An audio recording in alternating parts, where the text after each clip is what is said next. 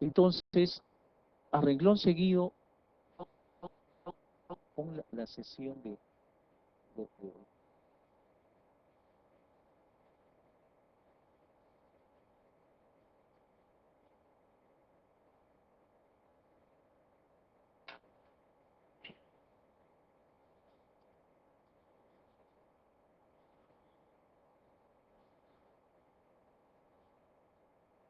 algo de electrocardiografía. Está programada una sesión. eh, Esto ya vimos en la clase anterior que el potencial de lesión de los cardiomiocitos hay una fase 0, el ion responsable ingreso del ion sodio, hay una fase 2 o de meseta o plató, ion responsable ingreso del calcio, y la fase 3 o de repolarización, el ion responsable salida del ion potasio. Después había una fase 4 que se echaba mano a energía a través de la bomba sodio-potasio ATPasa y se restablecía el equilibrio iónico transmembrana, el potencial de reposo de -90, que básicamente en la despolarización de los cardiomiocitos se generaba pequeñas cantidades de electricidad. De -90 pasaba a +20, o sea, había una fluctuación de voltaje. Y esas pequeñas cantidades de electricidad llegan hasta la piel, sino que son tan pequeñitas que son imperceptibles al tacto. Imperceptibles al tacto. Y para registrar esa actividad eléctrica del corazón se requería de un galvanómetro. Y los electrocardiógrafos aquí son galvanómetros. Por lo tanto, ¿qué es el trazado electrocardiográfico? Es un registro de la actividad eléctrica del corazón. Esas pequeñas fluctuaciones no es más que fluctuaciones de voltaje. Y que obviamente que cuando la despolarización de ambas aurículas genera una pequeña deflexión positiva inicial que se llama onda P.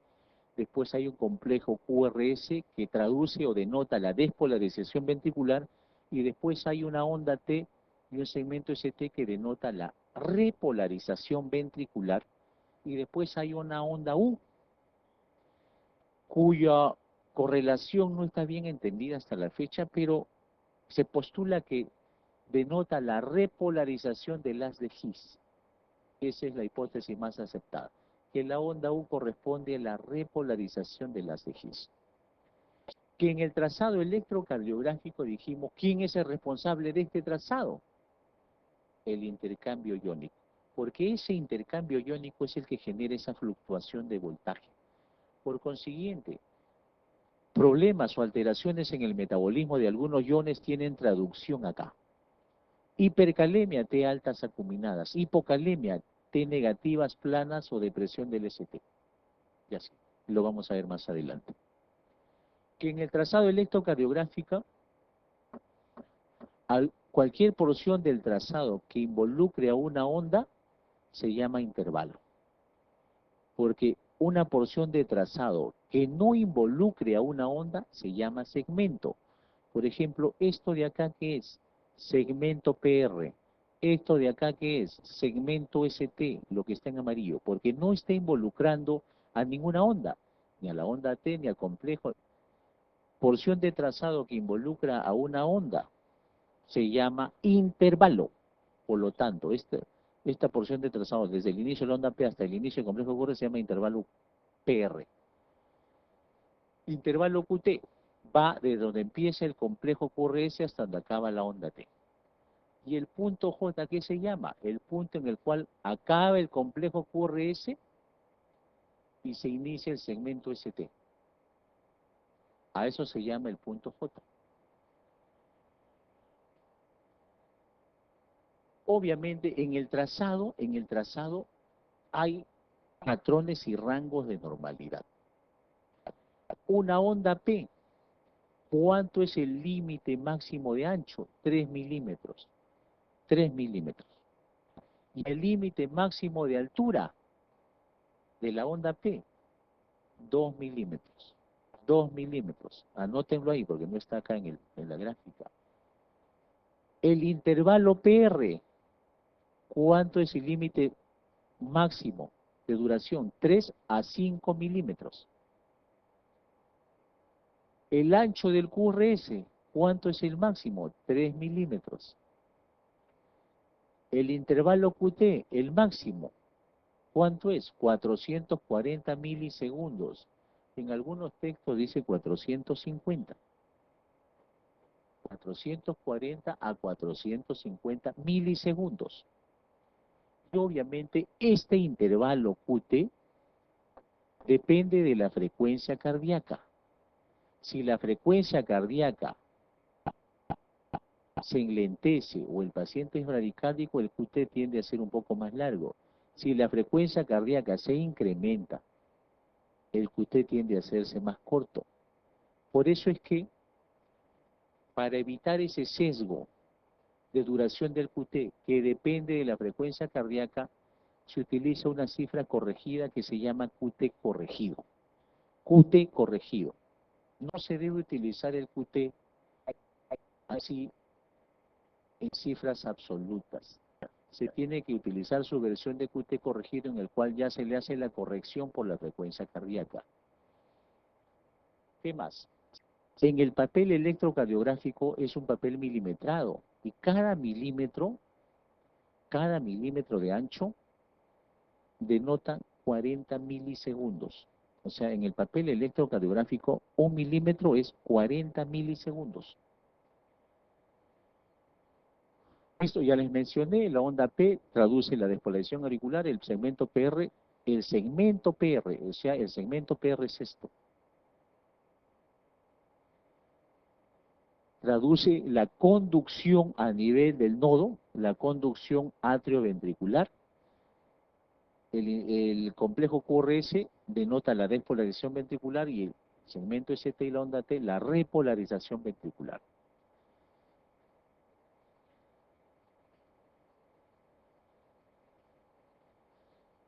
Que la actividad eléctrica en el corazón se registra en dos planos. En un plano frontal, o sea, en un plano frontal así.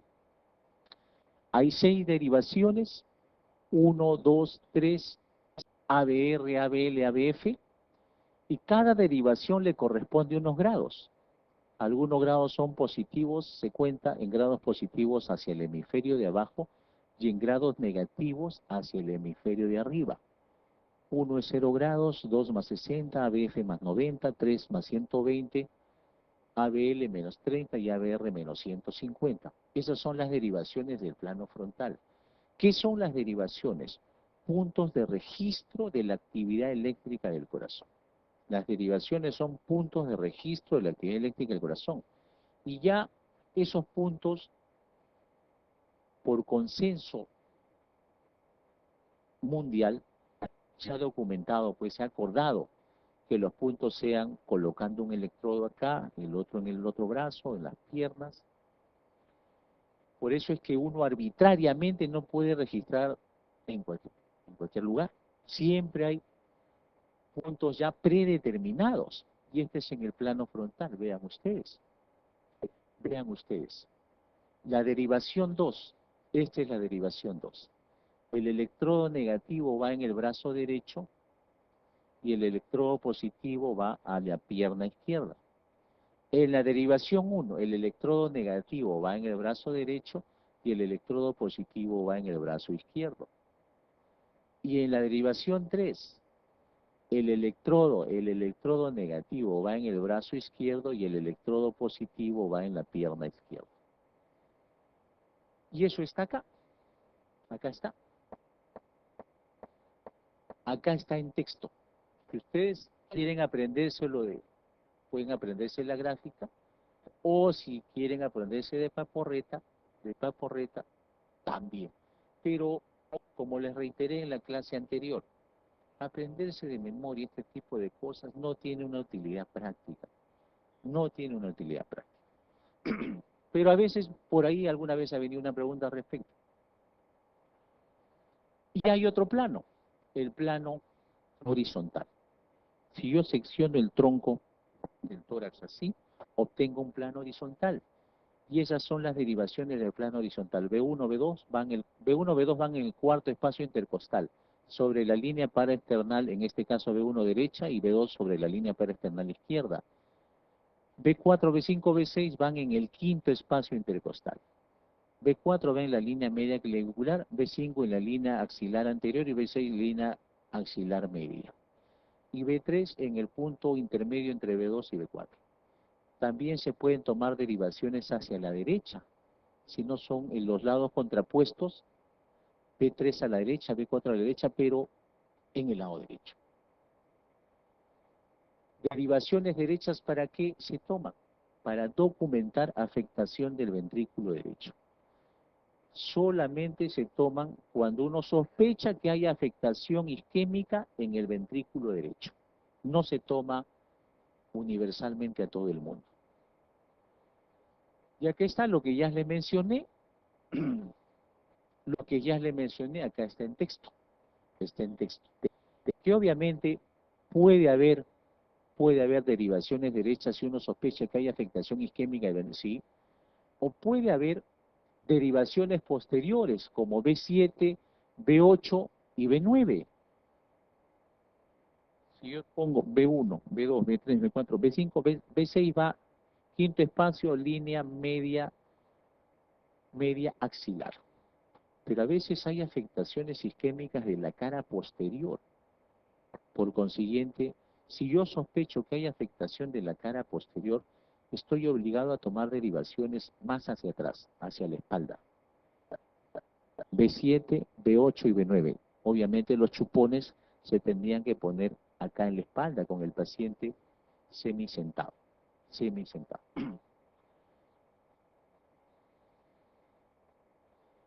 El eje normal del corazón va entre menos 30 grados hasta más 90. En algunos textos dice desde menos 30 hasta más 100. Ese es el eje normal.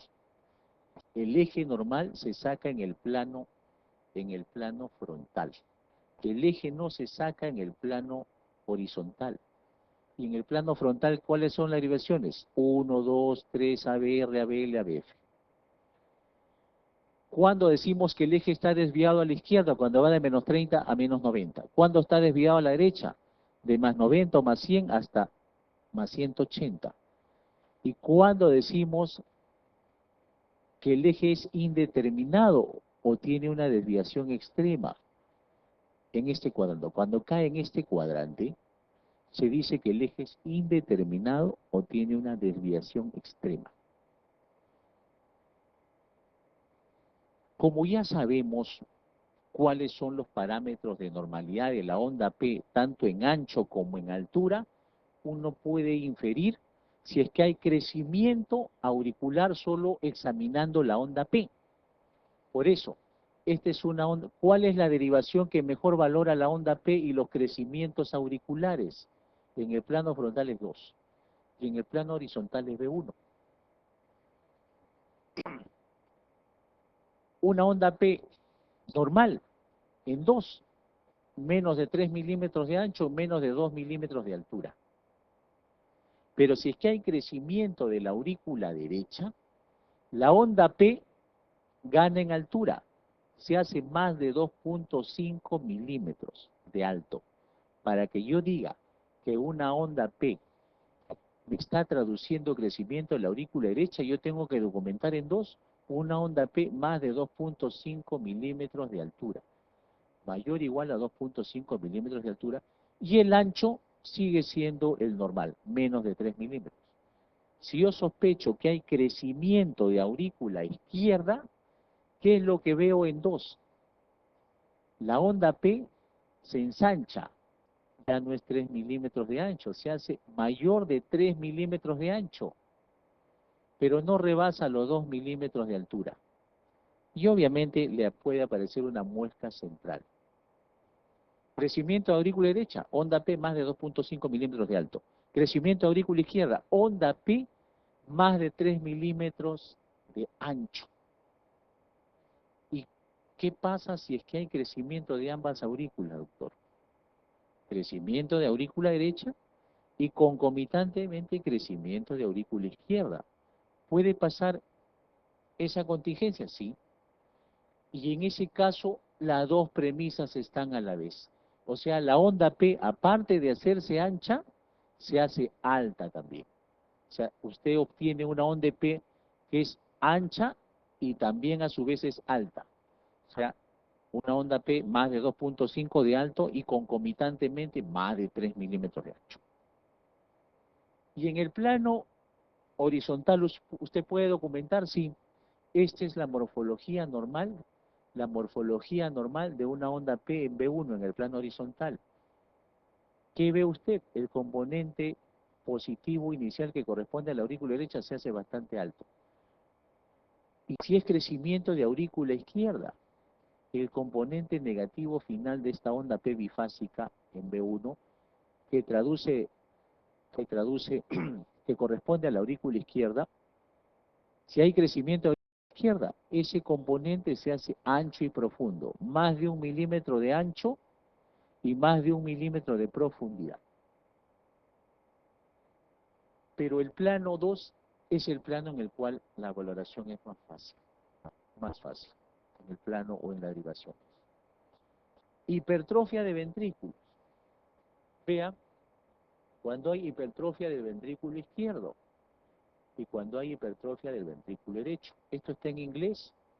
Left ventricular hypertrophy es hipertrofia del ventrículo izquierdo y esto es right ventricular hipertrofia del ventrículo derecho.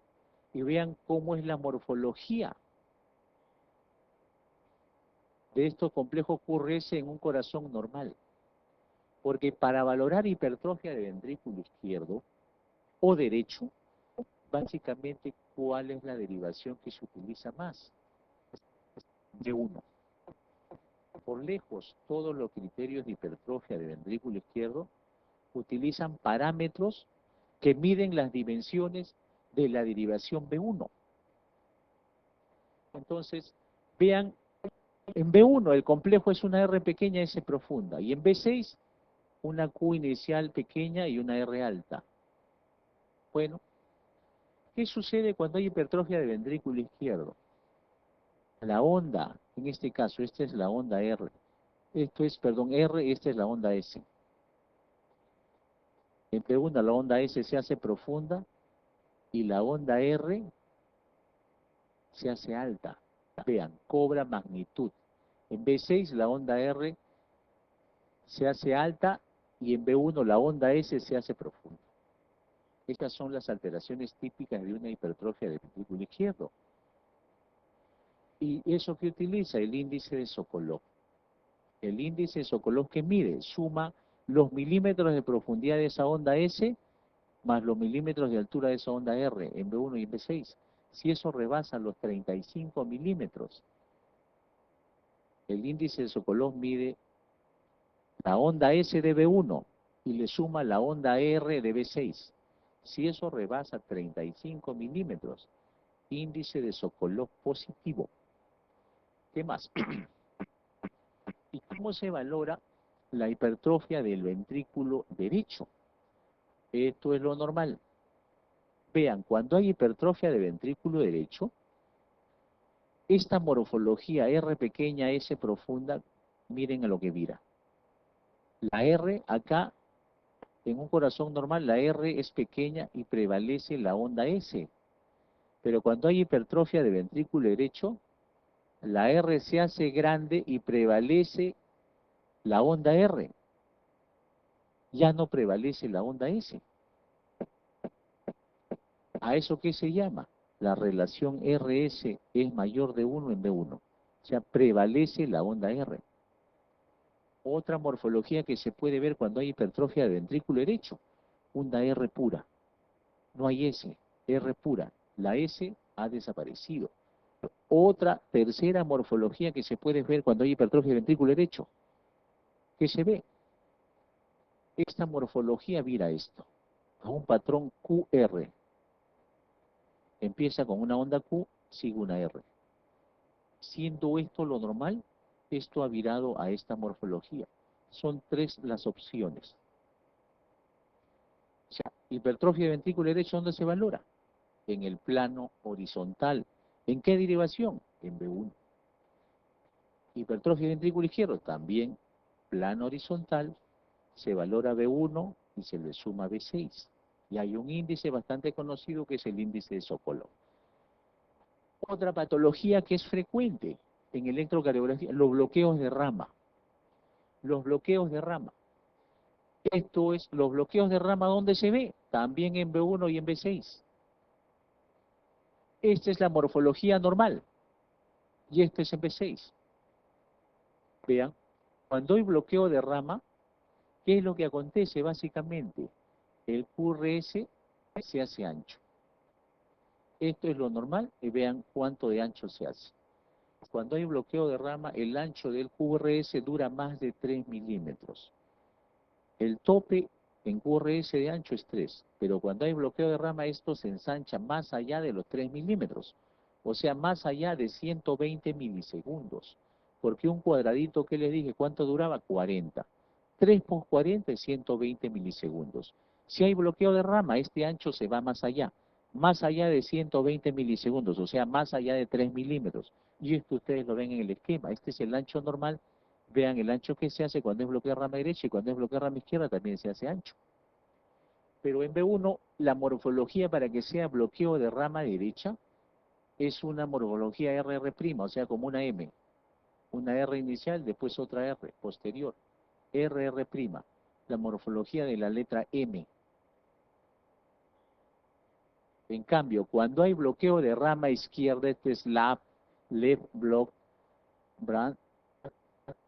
bloqueo de rama izquierda, bloqueo de rama derecha. Vean, esta morfología que vira a una morfología de Q, onda Q ancha y profunda. Y la contraparte, ¿cómo se ve? Se ve en B6. En bloqueo de rama derecha, en B6 se ve esta morfología. R alta, S empastada. Y en bloqueo de rama izquierda, en B6, ¿qué se ve? Siendo esto lo normal, en B6 se ve esta morfología como una M, R'. Pero básicamente los bloqueos de rama primordialmente, ¿dónde se ven? En B1. Esto es lo normal. Vira a esta morfología o vira a esta morfología. En la vida real, ¿cómo se ve? Así. Onda Q. Complejo algo ensanchado. Y en B6, ¿qué veo? Veo esto. B5, B6, ¿qué veo? Esto. Y cuando es bloqueada rama derecha, ¿cómo se ve en la vida real? B1 se ve así. Una M, R pequeñita, después otra R. Parece la letra M. Y en B6, ¿qué se ve? Se ve esta morfología. Una S empastada. Bloqueos de rama. ¿Qué más dijimos? Que las alteraciones en el metabolismo de algunos iones, de algunos electrolitos, tienen traducción electrocardiográfica. Por ejemplo, hipercalemia. Cuando la hipercalemia es leve, da onda T alta acuminada. Pero cuando la hipercalemia es grave, no solamente da T alta acuminada, el QRS se ensancha. El QRS se ensancha. La onda P tiende a desaparecer, se aplana. T alta QRS ancho. Y cuando es la hipercalemia gravísima, el QRS se hace anchísimo, bien ensanchado. La onda T se hace alta, QRS bien ancho. Y la onda P desaparece por completo, no se ve la onda P. En cambio, la hipocalemia que da depresión del ST, aparece onda U, la T se hace plana, aparece onda U. La hipotermia, ¿qué da? La hipotermia que da, aparición de onda de Osborn se llama, onda J de Osborn, así como el rockero Ozzy Osbourne, así, igual, onda de Osborn. A veces hay intoxicaciones por tricíclicos que pueden generar algunas taquiarritmias, o si no, strokes, hemorragias subaracnoideas que alteran el electrocardiograma. Los strokes o las hemorragias subaracnoideas que alteran, suelen alterar la repolarización, dan ondas T negativas, pueden dar ondas T negativas. QT largo, valoración del QT. Este es un electro normal. Cuando hay hipocalcemia, da QT largo. El QT se hace largo, 0,52. Pero cuando hay hipercalcemia el QT se hace corto, 0,36. Esto es normal, QT largo, todo esto, QT corto. Hipercalcemia, QT corto. Hipocalcemia, QT largo. Esto ya dijimos. Causas de que el eje se desvía a la derecha, múltiples, desde hipertensión pulmonar, enfermedad pulmonar, infarto anterolateral, hemibloqueo posterior izquierdo, embolias pulmonares, comunicación interatrial, hipertrofia de ventrículo derecho, pacientes con contextura leptosómica, bastante altos y delgados. El eje a la derecha es normal en los neonatos. Eje desviado a la izquierda, hemibloqueo anterior izquierdo, infarto Q de la cara inferior. Uso de marcapasos, hipercalemia, Wolff Parkinson White con vía accesoria derecha, atresia tricuspidia, CIA tipo ostium primum, acá es CIA ostium secundum y acá es CIA ostium primum. Ya dijimos, el QRS dura a lo más 3 cuadraditos, o sea, menos de 120 milisegundos o 0,12 de segundo. ¿Y cuándo se hace ancho? Cuando hay bloqueos de rama derecha o izquierda, cuando hay ritmos ventriculares o nodales, cuando hay hipercalemia. El QT normal, dijimos que hay textos que dicen 44, 45, que es el tope. El QT normal tiene que ser menos de 0,46, o sea, 0,45 para abajo. Causas de QT largo, miocarditis, cardiomiopatías, hipocalcemia, hipotiroidismo, hipomagnesemia es una causa importante. Hipomagnesemia, no se olviden de esto. Causas frecuentes de QT largo, hipomagnesemia. ¿Y el QT largo a qué está asociado? A muerte súbita por taquicardia ventricular polimórfica. Muerte súbita por taquicardia ventricular polimórfica. Esa es la asociación de un QT largo. Por eso es que muchas de las drogas o fármacos o antibióticos, antihistamínicos, antidepresivos, salieron del mercado porque demostraron que elongaban el QT y exponían al paciente a muerte súbita, como que aconteció varias veces. Muerte súbita por una taquicardia ventricular polimórfica por usar por ahí el antihistamínico astemisol, terfenadina, todo eso salieron del mercado. Por eso ahora ya hay otros antihistamínicos.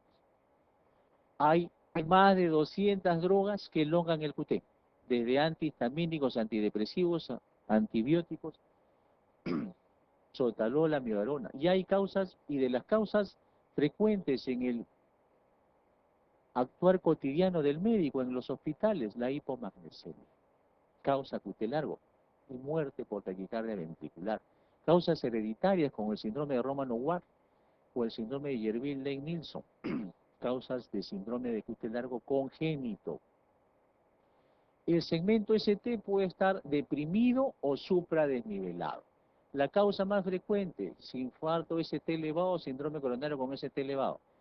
Bloqueos de rama izquierda pueden dar elevación del ST o supradesnivel fisiológico, sobre todo en atletas de alta competencia. Pericarditis aguda también puede supradesnivelar el ST. Depresión del ST, isquemia, cubeta digitálica, hipertrofia del ventrículo derecho e izquierdo, infarto de la cara posterior, tromboembolias pulmonares, bloqueo de rama izquierda también. Y alteraciones en la onda T, ondas T altas. Lo emblemático es la hipercalemia. El infarto agudo, sobre todo en su fase hiperaguda. Bloqueo de rama izquierda. Causas de T planas, pequeñas o invertidas, diversas. Desde edad, hiperventilación, ansiedad, hipertrofia, uso de digosina, pericarditis, embolia pulmonar, bloqueos de rama. Alteraciones electrolíticas como la hipocalemia. La hipocalemia. Y una onda U, que denota repolarización del haz de His, aunque la onda U puede aparecer también cuando hay hipocalemia. Y acá la topografía para ver los infartos agudos de miocardio o los síndromes coronarios. Ya sabemos que la necrosis o la afectación es transmural cuando aparece la onda Q, y si es que no hay onda Q, la afectación o necrosis es subendocárdica nada más. Las derivaciones, 2, 3 y ABF, esto es plano frontal, ve la cara inferior, B1, B2, B3, ve el septum, B1, B2, B3, B4, cara anterior, B5, B6, cara lateral baja, 1 ABL, cara lateral alta, B1, B2, B3, B4, B5, B6, El evento sería anterior extenso, B1, B2, B3, B4, B5, B6, 1 y ABL anterolateral. Y obviamente, si es que yo observo una depresión o descenso del ST en B1, B2, B3, debo sospechar que esta depresión puede corresponder a un ST elevado, infarto ST elevado de la cara posterior. En cuyo caso yo tengo que poner derivaciones en la cara posterior, B7, B8, B9, para corroborar eso. Y si la afectación electrocardiográfica, los supradesniveles, están documentados en 2, 3 ABF, la trombosis coronaria, la fractura de placa y trombosis subsecuente ha acontecido en la coronaria derecha. Pero, si es que el supradesnivel se documenta en B1, B2, B3, B4, la fractura de placa y trombosis subsecuente ha acontecido en la descendente anterior. Si esas manifestaciones yo lo encuentro en 1 ABL, B4, B5, B6, ese supradesnivel, yo digo, la fractura ha acontecido en la arteria circunfleja. Este es un electro normal. Vean que básicamente las ondas o complejos son positivos. Todo para arriba, para arriba, para arriba, las ondas. La única derivación donde todo es negativo es ABR. Después, en todo lo demás, casi todo es positivo. Los QRS, las ondas T, las ondas P. ¿Dónde todo está patas para arriba? Acá en ABR. La P está negativa, el complejo es negativo y la onda T es negativa. Otra derivación donde yo puedo encontrar T negativas normalmente como un hallazgo normal, en B1. En B1 es perfectamente posible encontrar una T negativa y eso no es isquemia. Esto tampoco es isquemia. Ese es un electro normal. O sea, una onda T negativa inexorablemente es isquemia, no. No es inexorablemente isquemia. Puede ser pericarditis, hipocalemia, o puede ser algo fisiológico o normal. Puede ser hipotiroidismo. O sea, no, una onda T negativa inexorablemente no es isquemia. Puede ser stroke hemorrágico. Puede ser hipertrofia del ventrículo izquierdo. O sea, en electrocardiografía hallazgos patognomónicos no hay. Siempre un hallazgo puede devenir de múltiples causas. ¿Qué más? Vean el electro, tiene que haber onda P, QRS y onda T. Vamos a un electro normal, con eso terminamos. ¿Acá hay onda P? No hay, eso ya no. ¿Qué más? La distancia entre complejo y complejo suele ser simétrico, la misma.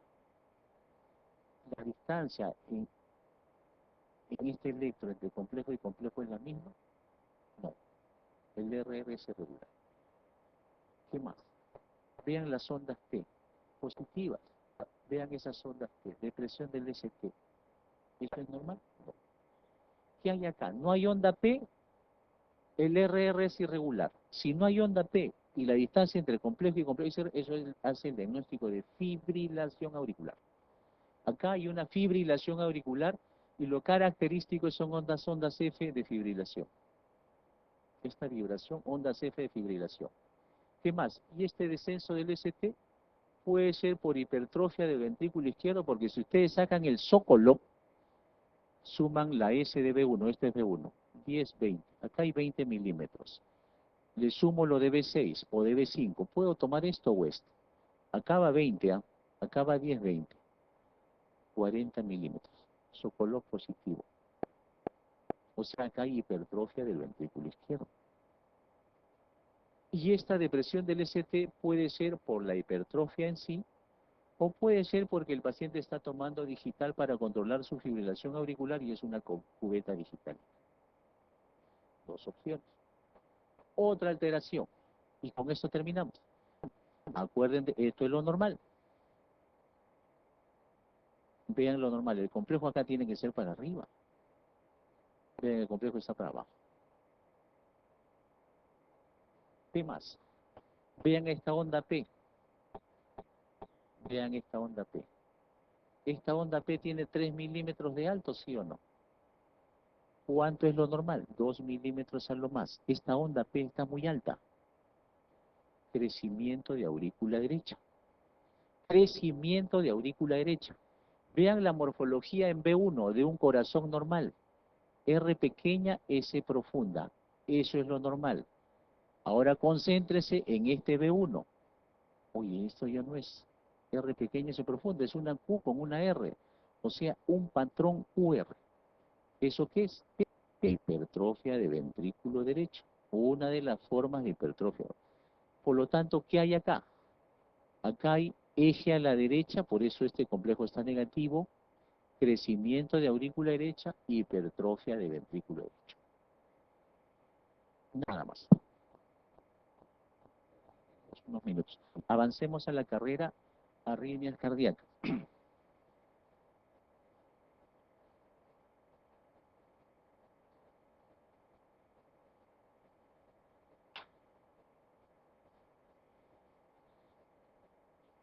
Ahora, obviamente el tópico arritmias es un tópico bastante extenso. En cardiología implica 2 años de formación para el cardiólogo que quiere hacer una subespecialización en arritmias, 2 años adicionales. O sea, acabado la carrera de cardiólogo, tiene que ir a estudiar 2 años más para ser cardiólogo arritmiólogo. Con eso nomás le digo lo extenso del tópico. Por eso ustedes cuando van a un libro y revisen el capítulo de las rimas, es un capítulo extenso. Nunca es un capítulo escueto, un capítulo enrevesado, indigerible, indigerible. Por eso es que, para no generarles más confusión y contrariedad, se va a abordar las partes sustanciales. Que en arritmias hay cosas extrañas como displasia rimogénica del ventrículo derecho, síndrome de Romano-Ward, en síndrome de Brugada, y yo me quiero aprender. En el mundo, no sé cuántos casos confirmados de Brugada, y no pasan de algunas centenas, en todo el mundo, que genera muerte súbita, y un problema es una canalopatía, donde los canales del sodio, RAB están alterados, es algo congénito, genético, pero que usted se aprenda cómo se diagnostica un Brugada, cuál es el tratamiento, cuáles son las características y variantes electrocardiográficas, cuál es la biología molecular del síndrome de Brugada, muy probablemente se lo puede aprender de paporreta. ¿Le va a tener alguna utilidad práctica? Ninguna. ¿Cuántos casos de Brugada va a haber en su vida profesional? Nunca, nunca. Entonces, ¿tiene caso que uno ahonde ese tópico? Que sepa 2 o 3 cuestiones generales, que es un problema, es una canalopatía que da muerte súbita por taquicardias o arritmias ventriculares malignas y el tratamiento es colocar un cardiodefibrilador implantable, suficiente, suficiente, nada más. Y eso sale pues, en salud, dinero y amor en esos periodos, eso sale ahí. Eso no es cuestión de que usted lo revise en extenso, no tiene una utilidad. ¿Qué es útil para usted? Que usted sepa reconocer una fibrilación auricular. Eso sí, o una extrasístole. Eso sí es el pan de cada día. ¿Ya? Entonces, por eso hay cosas que se pueden obviar porque lo apretado del tema, lo apretado.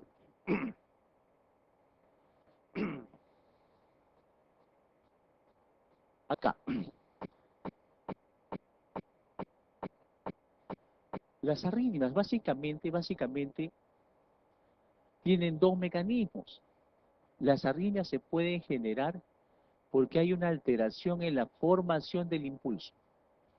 Y en el corazón hay estructuras formadoras de impulso que tienen automaticidad propia, que se llama sistema de... Sí. Y obviamente el problema acá está en aquellas entidades que tienen automaticidad propia y que comandan. O sea, el nodo sinusal es una de ellas. O a veces no es el nodo sinusal. Hay focos ectópicos, porciones de tejido de conducción que alteran, trastocan su automaticidad y tienden a disputarle el comando al nodo sinusal. Y estos focos ectópicos pueden estar a nivel auricular, pueden estar a nivel ventricular o pueden estar en la unión, o sea, a nivel del nodo aurículo ventricular o zonas adyacentes al nodo aurículo ventricular. Entonces, cuando el problema está en el nodo sinusal, puede haber arritmia sinusal, marcapaso atrial migratorio, marcapaso paro o arresto sinusal, bradicardia sinusal, taquicardia sinusal. Eso son entidades con características propias. Pero a veces el problema no es el nodo sinusal. El problema son focos ectópicos, porciones de tejido de conducción con automaticidad propia que tienden a competir con el nodo, que pueden estar en estas estructuras. Si el foco ectópico está a nivel atrial, da contracción auricular prematura o extrasistolia, es lo mismo. Contracción ventricular prematura o extrasístole ventricular es lo mismo. Son sinónimos, no son entidades diferentes. Algunos le llaman contracciones auriculares prematuras, otros le llaman extrasístoles auriculares, otros le llaman ectopia auricular, es sinónimo, es lo mismo. Si está a nivel auricular, extrasístoles auriculares, taquicardia auricular paroxística, taquicardia auricular multifocal, flúter auricular, fibrilación auricular. Si el foco ectópico está a nivel auricular. Pero a veces el problema está en el nodo. Extrasístoles de la unión pueden aparecer o taquicardia de la unión. O a veces el problema está en el ventrículo, extrasístoles ventriculares, taquicardia ventricular, flúter ventricular, fibrilación ventricular. Pero a veces el problema no está en el sistema de conducción, o sea, en las entidades que tienen o en las estructuras que tienen automatismo, sino a veces el problema está en la conducción. En la conducción, o sea, las estructuras que tienen automaticidad y comandan están ok. Pero una vez que el nodo se despolariza y emite una despolarización, la conducción está alterada. La conducción está alterada. Y si la conducción está alterada a nivel del nodo o a nivel de los tractos internodales, que es el haz de Bach, Wenckebach y Torel, puede haber bloqueos sinoauriculares o sinoatriales. O a veces el problema de conducción está a nivel del nodo AB, el nodo de Astros-Tawara. Ahí, ¿qué problemas da? Bloqueos auriculoventriculares. Acá el problema está en el nodo. Y hay una gradación de primer grado, de segundo grado, y en segundo grado hay dos subtipos, MOVIS 1 Wenckebach o MOVIS 2, y el de tercer grado. La severidad va increciendo conforme vamos avanzando en el grado. El tercer grado es de mayor severidad, obviamente. Y obviamente los mecanismos, automatismo, alteración en la generación del impulso, por alteraciones en el automatismo. Puede haber un automatismo anormal o actividad gatillada, sobre todo despolarizaciones precoces o postdespolarizaciones tardías. Precoces cuando aparecen en el periodo refractario relativo, porque en el periodo refractario absoluto ahí no se acepta ningún impulso nuevo. Eso ya es también dogma. En cambio, en el periodo refractario relativo puede haber despolarizaciones precoces, o en el periodo, en este caso ya más allá del periodo refractario relativo, pueden aparecer despolarizaciones tardías. Empecemos con las bradiarritmias. Las bradiarritmias se pueden generar por problemas en el nodo sinusal. Bradicardia, arresto sinusal, bloqueo sinoauricular o enfermedad del seno. Este término de enfermedad del seno tiene varios sinónimos. Se le llama síndrome del seno enfermo, disfunción de nodo sinusal, y otro sinónimo es síndrome taquicardia bradicardia. Todos esos términos es lo mismo. Síndrome del seno enfermo, disfunción de nodo sinusal, síndrome taquicardia bradicardia.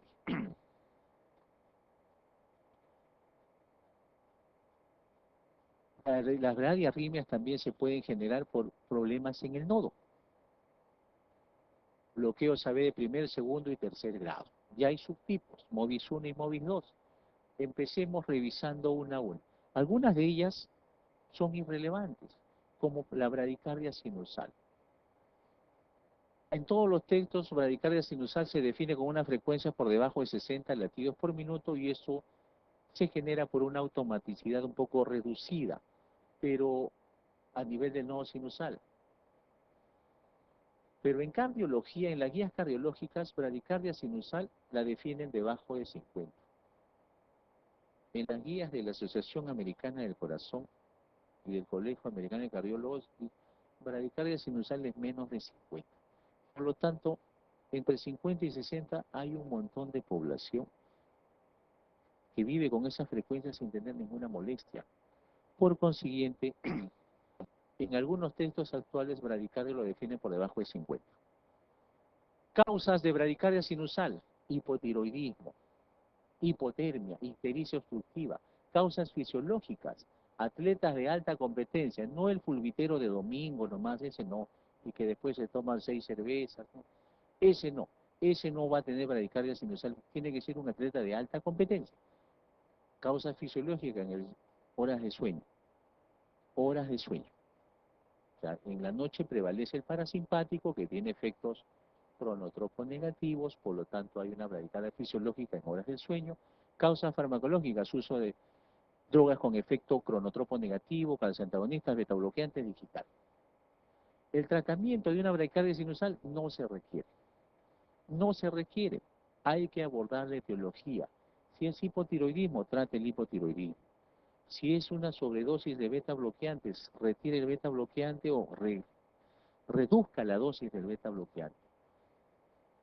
Paro o arresto sinusal. El problema está en el nodo. Básicamente el nodo no produce, no se despolariza, está perdiendo automaticidad.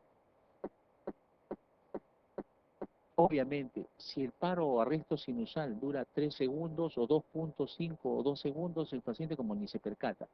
Pero si esa parada o arresto sinusal dura 4 o 5 segundos, el paciente va a hacer lipotimia o síncope, ¿sí?, por caída brusca del gasto cardíaco y la perfusión cerebral.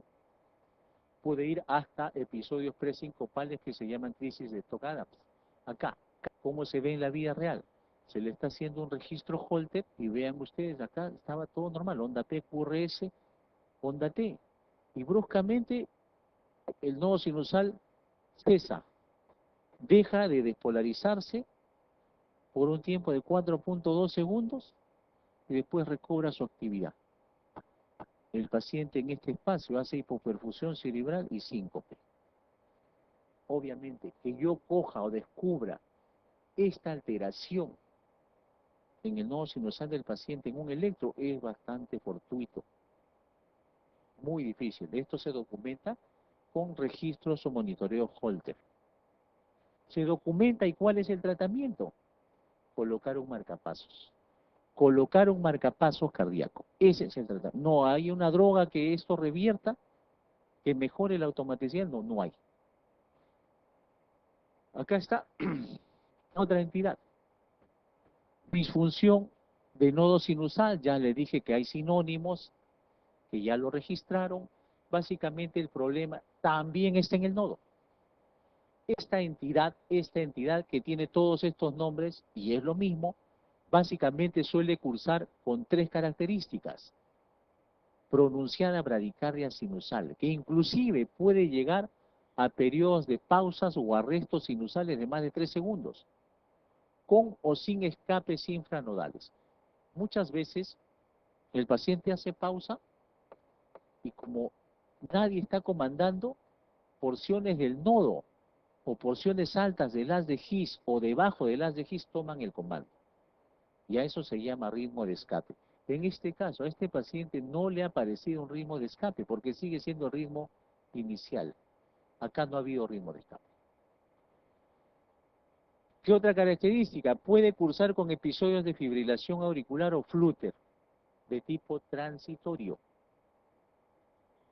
Acá, el paciente viene de un ataque de arritmia, la frecuencia acá está incrementada, probablemente venga de una fibrilación, episodio de fibrilación auricular, hace un arresto o pausa sinusal y después entra en bradicardia sinusal. Por eso es que se llama síndrome taquicardia bradicardia. viene de un paroxismo de taquiarritmia, hace un arresto, pausa sinusal, después se queda en bradicardia. Y el paciente va cursando así en su vida cotidiana, obviamente con síntomas, lipotimias, episodios sincopales. Tratamiento, colocación de marcapasos, porque sobre todo el paciente va a dar síntomas cuando hace pausas y arrestos y bradicardias.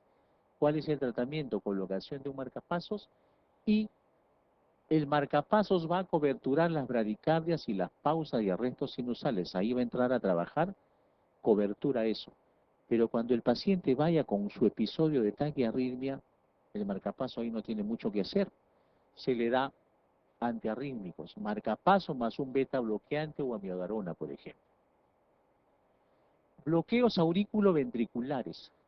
Bloqueos auriculoventriculares. Acá.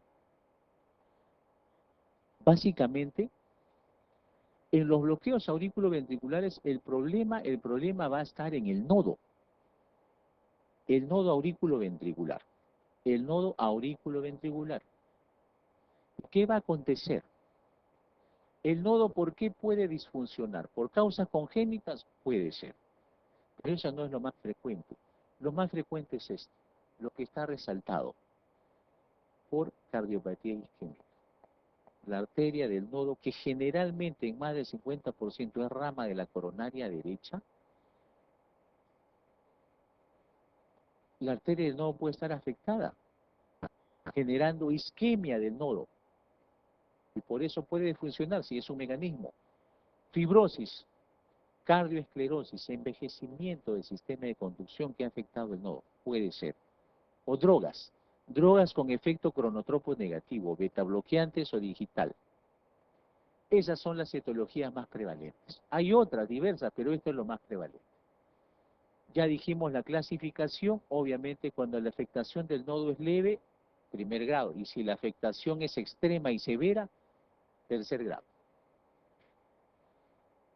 ¿Cuáles son los síntomas? Los bloqueos de primer grado no dan síntomas. Los de segundo grado, si dan bradicardias importantes, pueden aparecer síntomas de bajo gasto como disnea, fatigabilidad, lipotimias, presíncopes. Y los de tercer grado, en los de tercer grado ahí sí el paciente suele cursar con bradicardias importantes o severas. Por consiguiente, puede haber inclusive hasta pausas. Pueden aparecer ritmos de escape. Pueden aparecer crisis de Stock-Adams, o sea, síncopes, episodios sincopales por la bradicardia severa o por las pausas. Y obviamente, ¿de qué va a depender? De qué ritmo de escape aparezca. Porque si el nodo, cuando el bloqueo es de tercer grado, también se le llama bloqueo AB completo.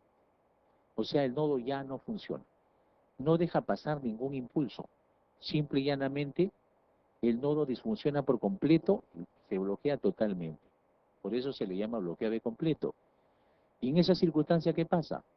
El nodo sinusal comanda las aurículas y los ventrículos le tiene que aparecer un ritmo de escape para que el paciente sobreviva.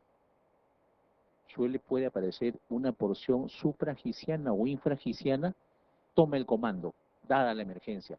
Obviamente a frecuencias lentas, 30 y tantos, 40 latidos por minuto a lo más, y los ventrículos van a 40 o 30 y tantos, y las aurículas van a 80, 90. Las cámaras se disocian, ya no trabajan sincrónicamente. Entonces, ¿de qué va a depender la frecuencia cardíaca del paciente? Del ritmo de escape que aparezca. En la auscultación, el bloqueo de primer grado, el primer ruido está disminuido de intensidad. Lo de segundo grado, ¿qué pueden generar? El pulso arterial puede estar irregular porque algún latido puede fallar, disociación en el pulso venoso yugular y el pulso arterial, y en los completos, ondas a cañón en el pulso venoso, bajo gasto, disnea, fatigabilidad, y obviamente la sintomatología puede ser extrema si el ritmo de escape es infragiciano, más abajo del haz de Gis, el paciente cursa con bradicardias de 30 o 20 y tantos latidos por minuto. ¿Cómo se ve en el trazado electrocardiográfico? Bloqueo AB de primer grado, y obviamente El examen auxiliar para documentar una arritmia, el examen por excelencia es el trazado el electrocardiograma. Una arritmia no se puede confirmar clínicamente. Que hay hallazgos sugerentes, que la ocultación, los ruidos pueden ser irregulares, primer ruido variable, signos semiológicos sugerentes de una determinada arritmia, sí. Pero ¿cuál es el examen confirmatorio? La electrocardiografía. Un trazado electrocardiográfico o en su defecto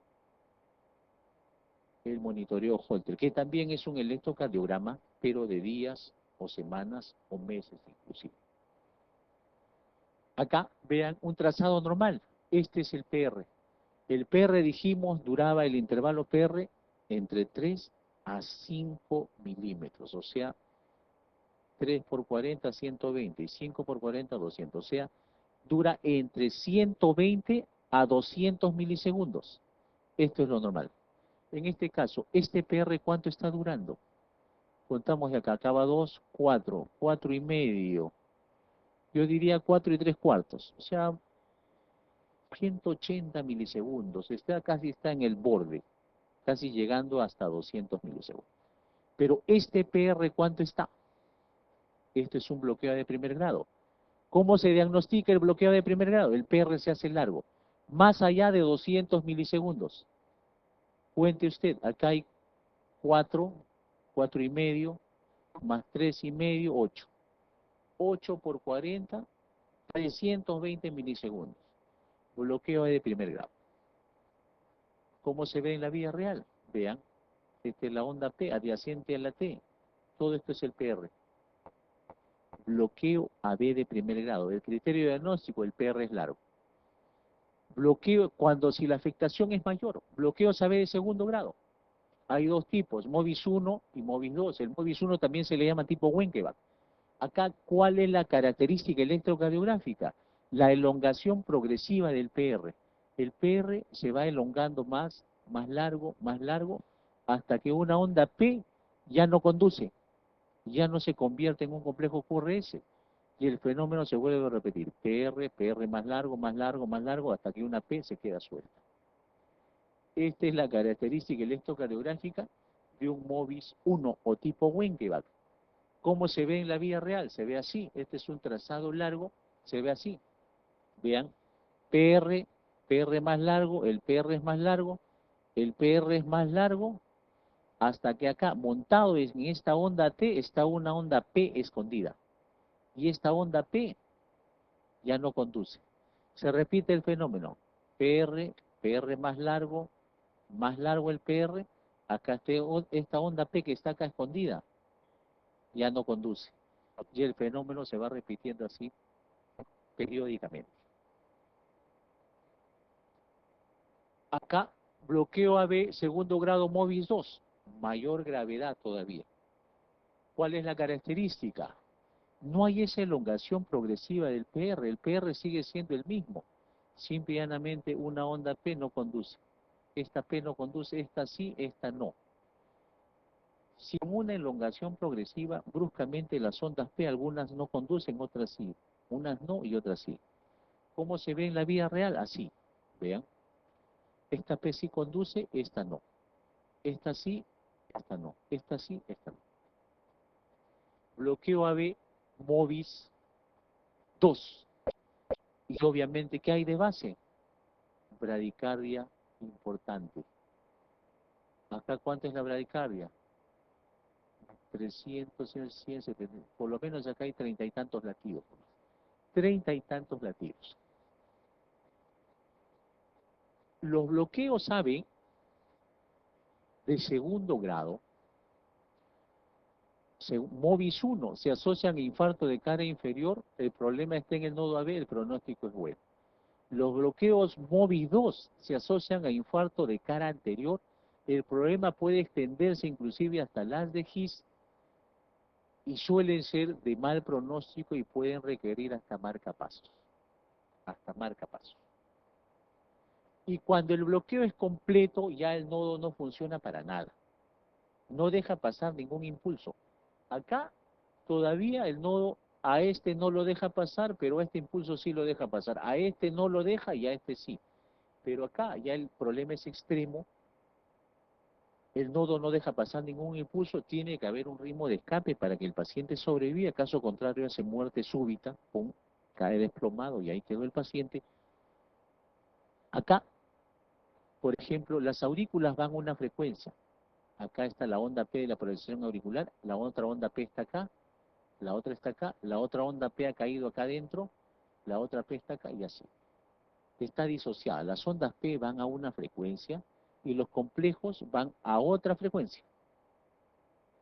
Esto es el ritmo de escape. Acá los latidos están a 30 latidos por minuto, en cambio acá están a 80 latidos por minuto.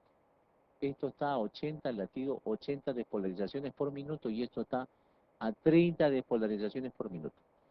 Ya hay una disincronía. Las aurículas por un lado y los ventrículos van a su frecuencia. No le interesa el ritmo que estén las aurículas.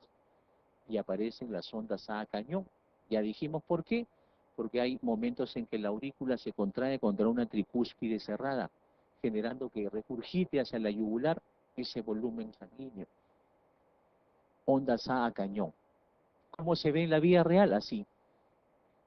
Acá está, complejo ocurrencia, acá hay una onda P, otra onda P está acá, la otra onda P está entre el complejo y la T, la otra P está acá, la otra acá, la otra acá y así. La otra P ha caído acá. Vean, las aurículas van a esta frecuencia y los ventrículos van a esta frecuencia. Disociación. ¿Cuál es el tratamiento? Los bloqueos AB de primer grado y MOVIS 1, segundo grado MOVIS 1 y los de primer grado no requieren tratamiento. Suelen ser benignos. No requieren mayor tratamiento. En cambio, los MOVIS 2 y los de tercer grado se les llama también bloqueos de alto grado. Los MOVIS 2 y los de tercer grado también se les llama bloqueos de alto grado y obviamente suelen cursar con bradicardias severas. Dan síntomas de bajo gasto cardíaco por la bradicardia severa y de hipoperfusión cerebral, disnea, fatigabilidad, lipotimia y síncopes. ¿Con qué se trata? Con colocación de marcapasos. No tiene caso un manejo farmacológico, porque no hay una opción curativa con fármacos cuando el nodo AB o el nodo sinusal disfunciona.